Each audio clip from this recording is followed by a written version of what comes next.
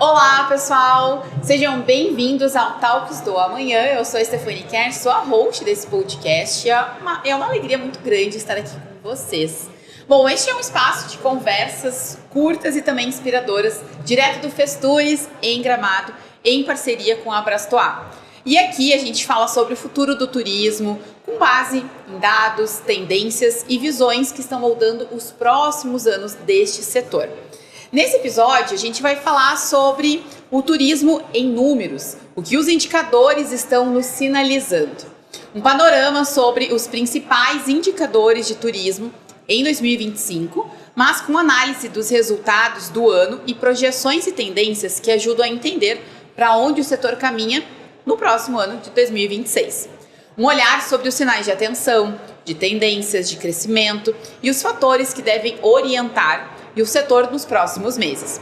Para isso, eu recebo então Aline Lopes, gerente do Conselho Empresarial de Turismo e Hospitalidade da CNC, Confederação Nacional do Comércio de Bens, Serviços e Turismo, e Alexandre Sampaio, presidente da Federação Brasileira de Hospedagem e Alimentação. Sejam bem-vindos ao nosso podcast. É muito feliz receber vocês aqui. Muito obrigada por vocês disponibilizarem o tempo de vocês e estarem aqui conosco.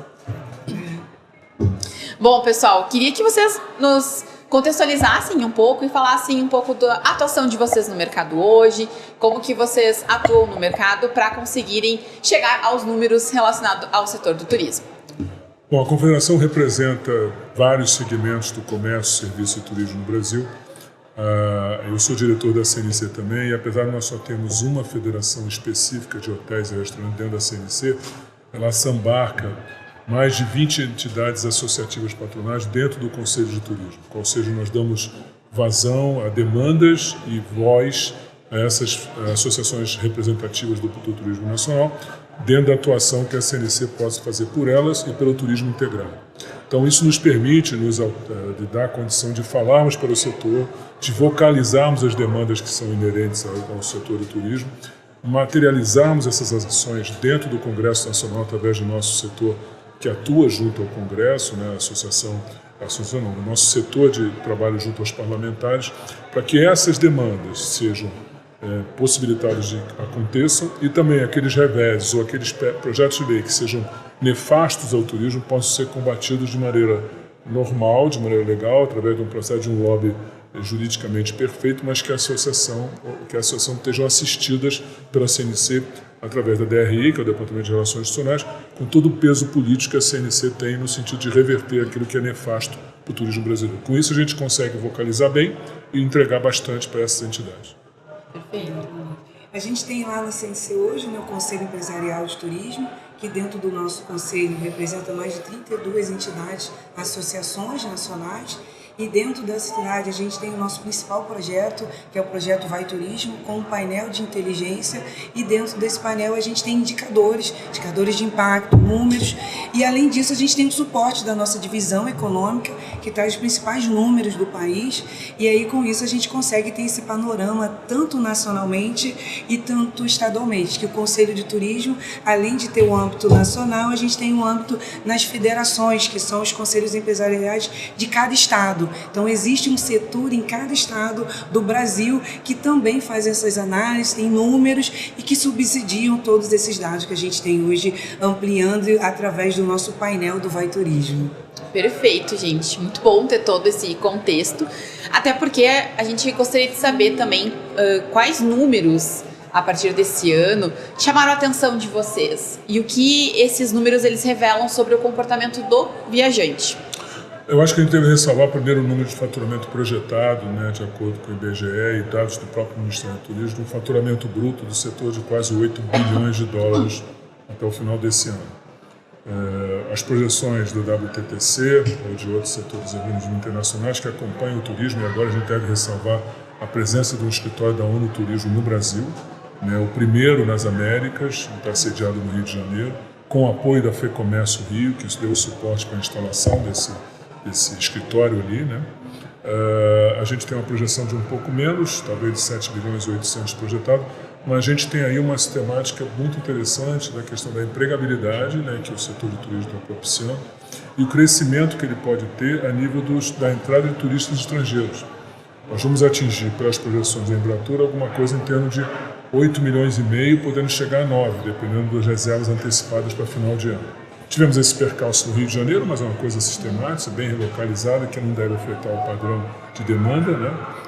E eu acredito que os 8 milhões, chegando talvez a 9, de turistas internacionais vindo do Brasil, demonstra o vigor do nosso turismo, a importância que nós adquirimos em relação a outros destinos internacionais e que, se a gente facilitar, e com o concurso da CNC, a gente pode melhorar o ambiente, por exemplo, da aviação brasileira, da aviação regional, a gente possa atingir esse número com facilidade e propiciar um rendimento, uma empregabilidade, um crescimento do turismo, com certeza do turismo internacional, independente do turismo nacional também, que é muito importante, tem crescido vigorosamente nos últimos tempos.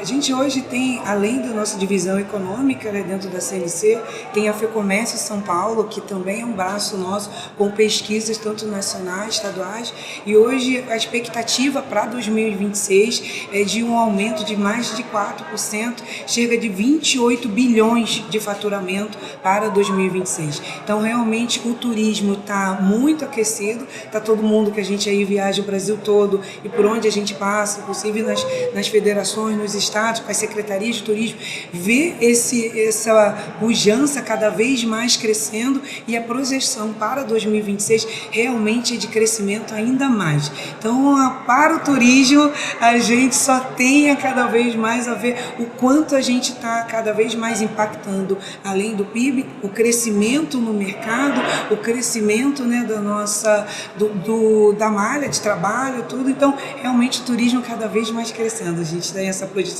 muito boa mesmo. É ótimo vocês trazerem esses pontos, até porque a gente vai chegar agora no próximo ano, né, eleitoral, com Copa, com muitas coisas acontecendo no mesmo ano.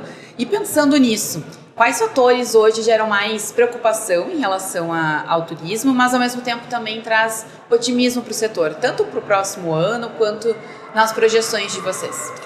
Eu acho que primeiro eu citei a abertura do escritório da ONU Turismo facilita um diálogo a nível de propostas que sejam embarcadas por uma entidade tão importante quanto a ONU Turismo. Mas claro que eu reconheço que ano de Copa é um ano que às vezes dificulta o turismo brasileiro. As pessoas deixam de viajar para eventualmente se deslocarem para o destino da Copa, e sendo a Copa um processo que vai se realizar em 3 países das Américas, isso cria alguma dificuldade em relação à vinda para o Brasil. Mas nós estamos esperançosos. Ano eleitoral também é um ano que dificulta a questão do turismo doméstico também, esse é outro fator que nos preocupa. E também nós podemos aproveitar isso e fazermos do limão uma limonada, podendo assim dizer, aproveitar esse ano para nós encaminharmos alguns pleitos dos setores que são fundamentais.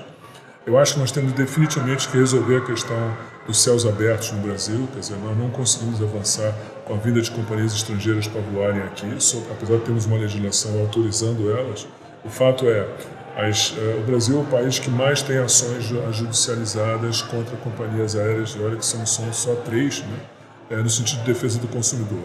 Não que a gente abomine o CDC, um direito inalienável do cidadão brasileiro, mas convenhamos, se a gente quiser implantar companhias de low cost e facilitar a questão da vinda de companhias estrangeiras para voarem sob a égide dos céus abertos, nós temos que criar algumas flexibilidades, né? Não só na capacitação trabalhista das tripulações, mas também na questão do ajuizamento. Não é possível que um voo atrasa por uma intempérie, que seja possível o passageiro ajuizar contra a companhia aérea, que não tem nada a ver com o tempo que está fazendo. Então, acho que isso a gente tem que avançar um pouco nisso, criarmos uma flexibilidade em relação a esse processo e termos a possibilidade de resolvermos esse aspecto que envolve a companhia aérea.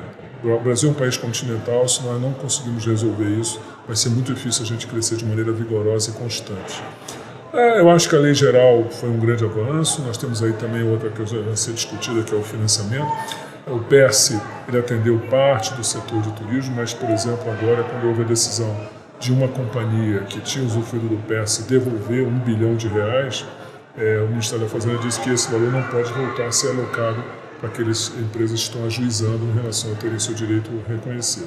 Então são pequenos, não é pequeno, é uma coisa muito grande, R$1 bilhão, ajuda no financiamento. E por último, acho que a gente devia ter realmente uma linha de financiamento adequada como o Fungetur para atender o setor de turismo. O Fungetur está voltando a ser disponibilizado através das agências de fomento, mas o valor é ridículo, né? Nós estamos falando de pouco mais de R$10 milhões para atender um setor que demanda muito mais do que Então, acho que nessas três questões, a companhia aérea, a linha de financiamento e as questões que envolvem judicialização são fundamentais para a gente crescer nos próximos anos. Perfeito. A gente, hoje, dentro do nosso, aproveitando, né, a gente já está pensando para 2026 e, através do nosso projeto do Vai Turismo, a gente tem um dos pilares do projeto, a gente construir junto com todos os estados, com a Secretaria de Turismo, com todo o trade de turismo, proposta de políticas públicas para os estados. Então, a gente vai começar, já estamos trabalhando 2025 e vamos intensificar para 2026, proposta de políticas públicas para todos os estados. E uma coisa que a gente viu uma necessidade, um dos principais pilares dentro dos princípios norteadores de DTI é a segurança. Então, hoje, dentro da nossa pauta do setor, com todo o trade, com todas as entidades, secretarias, a gente entende que para todo o estado a gente tem que cada vez mais trazer o aspecto da segurança para o turista, tanto doméstico, estrangeiro. Então, a gente colocou isso que um dos principais pilares para 2026, a gente está discutindo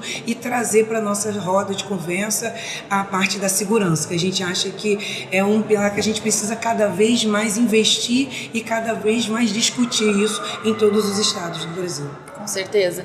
E pensando em todas as coisas que vocês trouxeram, me conta mais como é que vai ser esse projeto do Vai Turismo, quais são as perspectivas de vocês, os objetivos, de forma um pouquinho mais detalhada, para a gente poder acompanhar e também entender de que forma isso se dá na nossa realidade, no nosso dia a dia, de que forma isso nos impacta também. A Aline ressalvou dois aspectos que são importantes. Nós precisamos chegar, não é só da ação do Congresso Nacional. Nisso a CNC faz um encaminhamento que é apurado a partir das entidades, né, e permite que a gente faça encaminhamentos acompanhando o que já está lá hoje dentro do PES. Acho crucial que a gente desenvolva e potencialize isso através dos conselhos de turismo das FEComércio que ela citou. Ao fazer isso, nós damos voz e vocalizamos que essas entidades regionais também discutam, às vezes PLs regionais, mas também a nível macro, para nós consolidarmos isso de maneira ouvindo todo o espectro do que envolve o turismo nacional como um todo. Às vezes você pode resolver um problema regional, mas de repente ele pode ter uma interação com outros problemas que graçam no país como um todo, e a gente conseguir focalizar ou unificar uma demanda que seja de interesse de todos. Acho que a CNC está focada nesse processo. Ele envolve algumas questões, né, que envolvem os destinos turísticos inteligentes, premissas de políticas públicas que o Ministério balizou, a sistemática da sustentabilidade, que é crucial, e a questão que ela citou também da segurança. A gente não pode ter percalço em relação à segurança futuramente. Eu cito até que a gente teve agora, já no âmbito da pré-COP, jornalistas sendo vítimas de um pequeno furto lá em Belém. Então a gente precisa sanar isso de uma maneira por todas. Eu acho que as políticas de segurança que envolvem batalhões de polícia turística, um tratamento adequado a esse turista que vem, que viaja, é fundamental. Temos locais que isso é perfeito, como é, por exemplo, aqui em Gramado. A gente precisa levar isso para todo o país e conseguir resolver esse processo. Perfeito.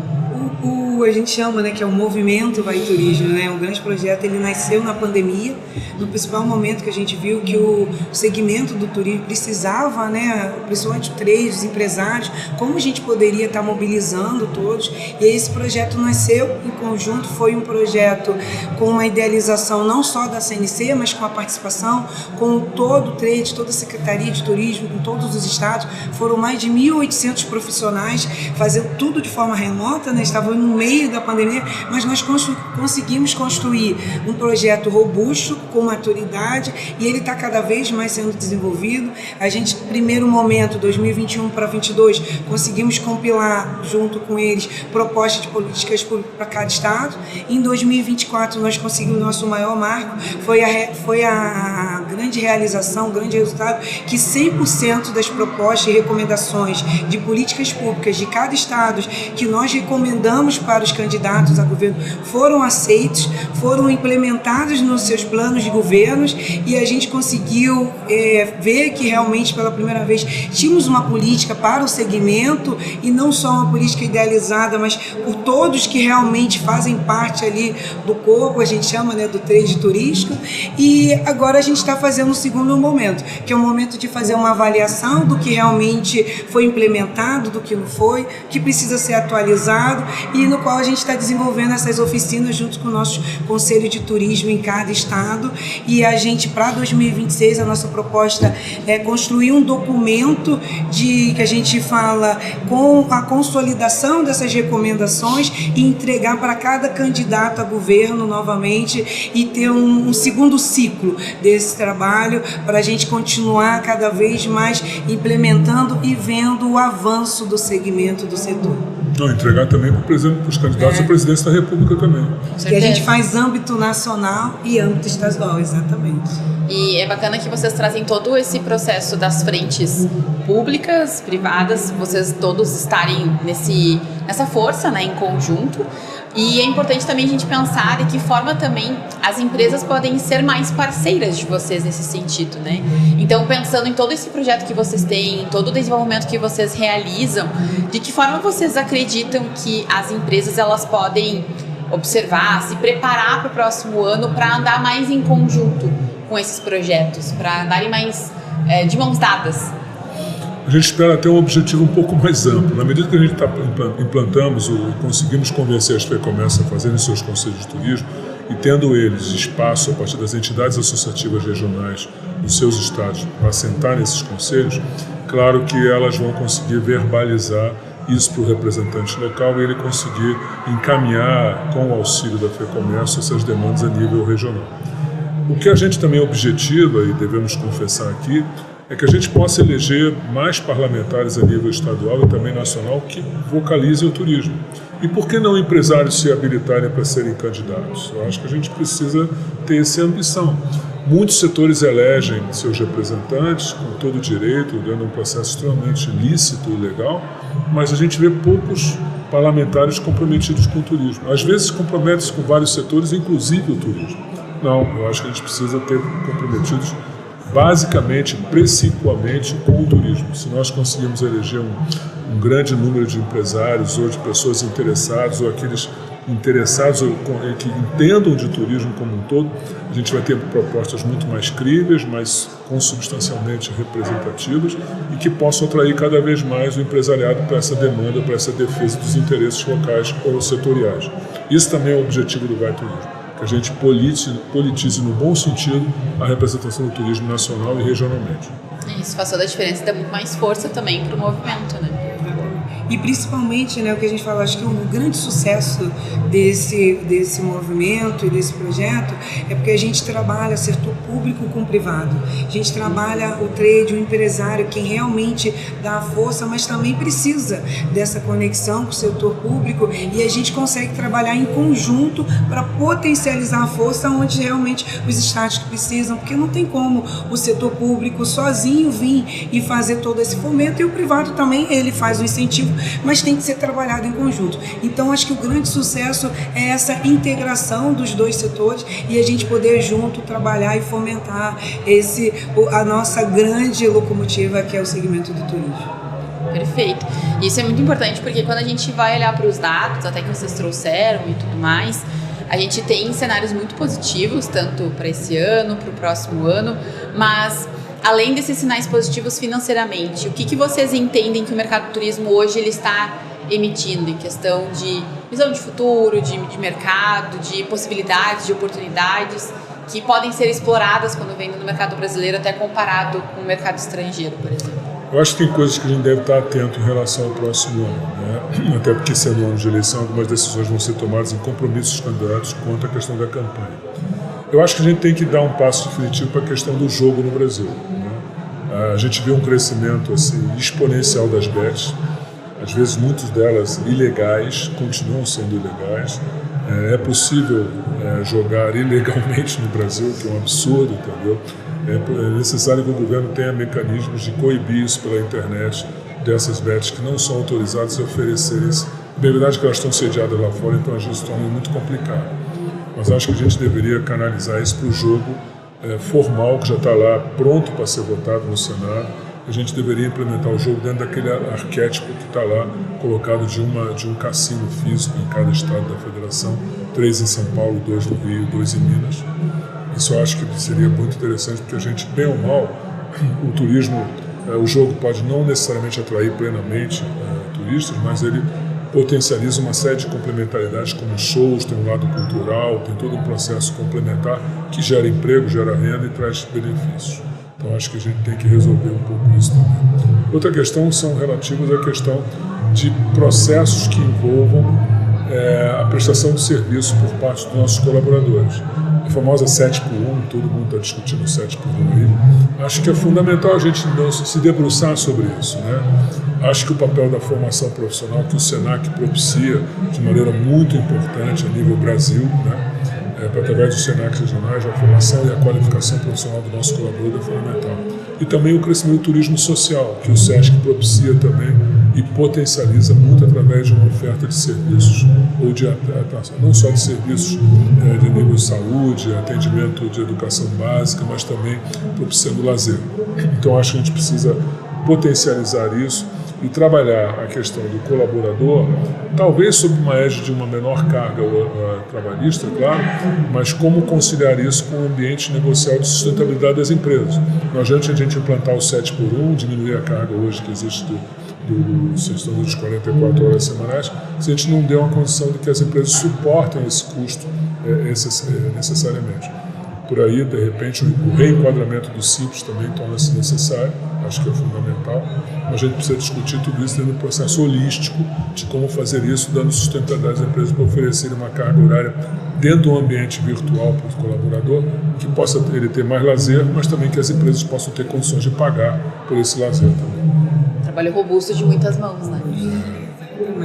E uma das tendências que a gente tem já discutido dentro do nosso Conselho Empresarial de Turismo é a parte da inovação, né, tecnologia. A gente tem trazido muitas palestras sobre IA, inteligência artificial, como a gente pode estar contribuindo, o que isso tem quais são as vantagens cada vez mais a gente está trazendo esse conhecimento. Então, são tendências que a gente enxerga que realmente, não só para 2026, mas de futuro, cada vez mais vai ganhar mais espaço, cada vez mais a gente vai conseguir aí trabalhar em conjunto a favor para potencializar os nossos resultados e as nossas produções.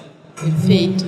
Gente, foi muito bom ter todas essas trocas e ver também todas essas perspectivas políticas, unindo também o setor privado, público, todas essas mãos que estão trabalhando em prol do setor do turismo e traz essas perspectivas mais positivas até para a gente ver que tem muito trabalho por trás para que feiras como essas e outras tantas ações aconteçam no nosso país. Então, muito obrigada por vocês se colocarem à disposição para estarem aqui conosco e eu gostaria que vocês também compartilhassem as redes sociais de vocês para que quem está nos acompanhando possa também acompanhá-los pelas redes sociais e continuar quando ver essa conversa por lá também. Com certeza. A nossa principal rede social hoje do Conselho de Turismo é Setur_CNC, que é onde a gente traz as principais ações do Conselho Empresarial de Turismo. Temos a nossa rede social do Sistema CNC, que é onde traz o aspecto global, geral do sistema, do que está acontecendo a nível Brasil. A minha rede social pessoal é Aline LPPS, @, e do Alexandre Sampaio, né? Alexandre.Sampaio. Mas Alexandre Sampaio todo mundo sabe. .FBH. São as nossas duas redes sociais particulares, mas principalmente nossas principais ações estão dentro das nossas redes corporativas, que é o Setur e da CNC, e tem a da FBH, que é da federação, né, presidente? Devo ressaltar também que todo esse processo ele tem o apoio do nosso presidente da Confederação, o Dr. José Roberto Tatos, que é presidente da Federação e também hoteleiro. Então, devemos dizer que ele é um homem que entende do turismo e é apoiador de todo esse trabalho que o setor desenvolve. Isso é bom porque daí são pessoas que estão no setor, estão justamente sentindo as dores do mercado e conseguem também trazer com mais afinco todos esses processos de melhoria, com também um processo de escuta ativa de tudo que vocês estão recebendo de dados de informação, né, gente? Então, muito obrigada mais uma vez. E para vocês que estão nos acompanhando, não deixem de comentar aqui sobre o que vocês acharam deste episódio. Se tiverem alguma dúvida, comentem também. E claro, não deixem de acompanhar eles nas redes sociais. Espero vocês no nosso próximo episódio. Até a próxima!